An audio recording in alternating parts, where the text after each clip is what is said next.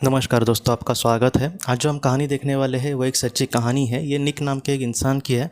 वो हमसे ये कहता है दोस्तों कि एक जीवन में उसके जीवन में उसने अपने बहुत ही ज़्यादा दुखों का सामना किया था। जैसे उसके जो माता पिता थे उनका भी उसके साथ बहुत ही बुरा व्यवहार था और उन्होंने कभी भी इसके आगे के अच्छे के लिए नहीं सोचा। वो हमेशा उसको डांटते थे या फिर उसको कुछ अच्छे से उसने नहीं किया, अच्छे मार्क्स वगैरह नहीं लाए, फिर भी वो खामखा उसको डांटते थे और उसको जितना हो सके एक डिसिप्लिन से तुम्हें रहना होगा, ऐसे रहना होगा, इसी तरीके से वो बात करते थे। कभी भी उन्होंने अपने बच्चे को समझ कर नहीं लिया।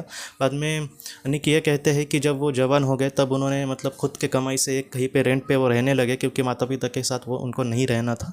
बाद में उनके एक लड़के के साथ प्यार हुआ और वो लड़की बहुत ही अच्छे से उसका व्यवहार वो दोनों का रिश्ता था। बाद में उन दोनों ने शादी की, लेकिन बाद में वो लड़की भी जो थी वो भी उसको समझ कर नहीं ले रही थी और बाद में उन्होंने भी दोनों ने डिवोर्स लिया। और इस वजह से निक जो था वो अपने जीवन में बहुत ही ज़्यादा वो ऐसे था जैसे उसके जो सच्चे दोस्त थे वो भी हमेशा उसको कहीं ना कहीं छोड़कर जाते थे। और निक ये कहता है कि मैं हमेशा लोगों के बारे में या फिर अपनों के बारे में सोचता हूँ, लेकिन मेरे जो अपने हैं वो हमेशा मेरे साथ बुरा ही कुछ करते हैं। जैसे उसके काम पे भी उसका एक अच्छा दोस्त था और वो दोनों बहुत ही अच्छे से गहरे दोस्त माने जाते थे अपने काम पे, ऑफिस में। लेकिन फिर भी बाद में उसको ये पता चला कि ये दोस्त जो था उसका वो भी उसके पीछे बुराई करता है।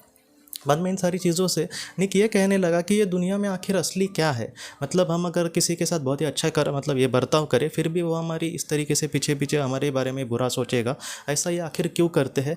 इस दुनिया में कुछ अर्थ ही नहीं। जैसे हमारे जो अपने हैं ऐसा कोई भी नहीं है।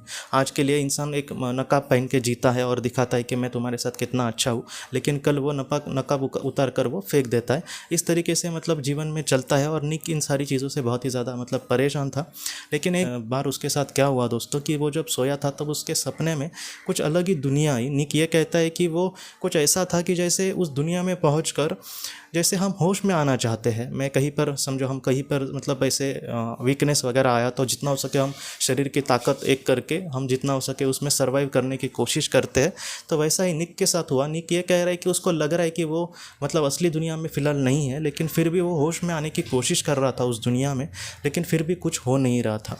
और निक ये कहता है कि उसके सामने एक अंधेरा जैसे जंगल था और निक ये कहता है कि मुझे समझ नहीं आ रहा कि क्या हो रहा है। वहाँ पर उसको डर तो नहीं लग रहा था, लेकिन फिर भी वो समझ नहीं पा रहा था कि क्या है।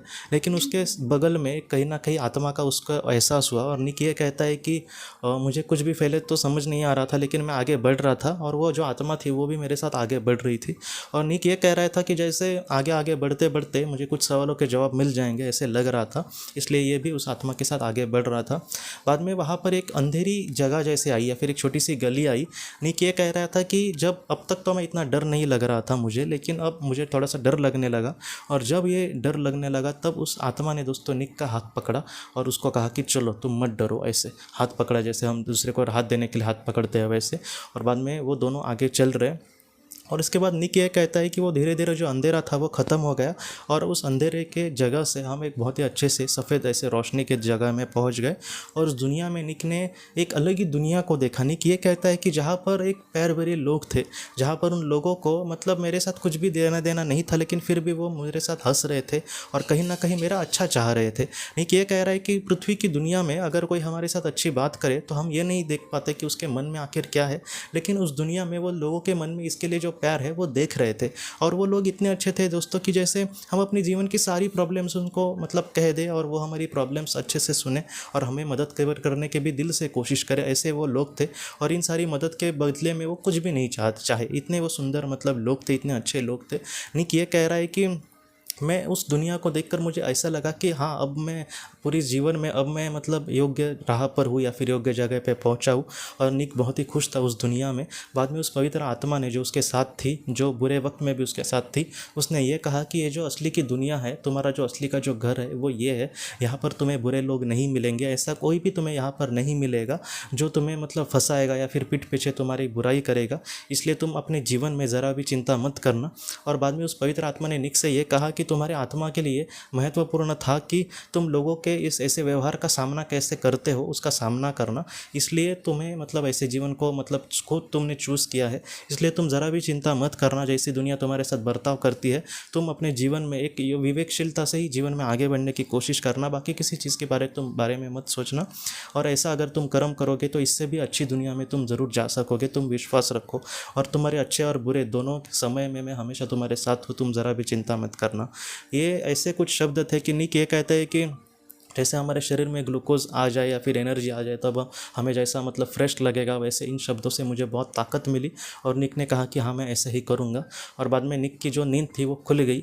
निक ये कहता है कि वो नींद खुलने के बाद मुझे पूरा यकीन था कि ये एक सच्चा सपना था, या फिर किसी पवित्र आत्मा को मुझ तक ये सारे संदेश देने थे, इसलिए ये सारी घटना हुई थी। और निक ये कहता है कि आज मैं दुनिया के बारे में कुछ भी नहीं सोचता, कोई मुझे कैसा भी बोले, लेकिन विवेकशीलता से मैं आगे बढ़ने की कोशिश करता हूँ। और आज उसको दोस्तों एक अच्छी भी लड़की मिल गई है जो बहुत ही अच्छे से उसको समझ पाया, और वो दोनों अब एक साथ रह रहे हैं, और वो मतलब उनकी शादी भी हो गई है।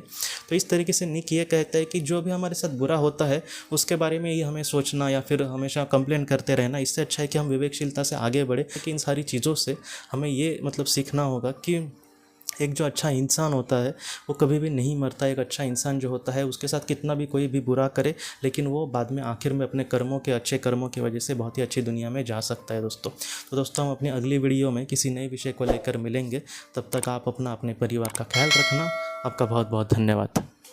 ज़िंदगी की रोशनी ये एक कंसल्टेंसी है जो ऐसे लोगों को मदद करने की कोशिश करती है जिन्होंने किसी अपने को खोया है, या फिर जो लोग अपने जीवन में बहुत ही ज़्यादा दुखी है। जो लोग इस संस्था के साथ जुड़ते हैं उनको इस विषय की किताबें और जानकारी भेजी जाएगी। इसके साथ साथ जो लोग पास्ट लाइफ रिग्रेशन थेरेपिस्ट के पास नहीं जा सकते, अगर वो घर पे अभ्यास कर सके, इस वजह से उनको पास्ट लाइफ रिग्रेशन की ऑडियोज़ भी भेजी जाएगी। और इसके साथ साथ ध्यान में एकाग्रता बढ़ाने के लिए कुल मिलाकर 5 ऑडियोज़ भी उनको भेजी जाएंगी।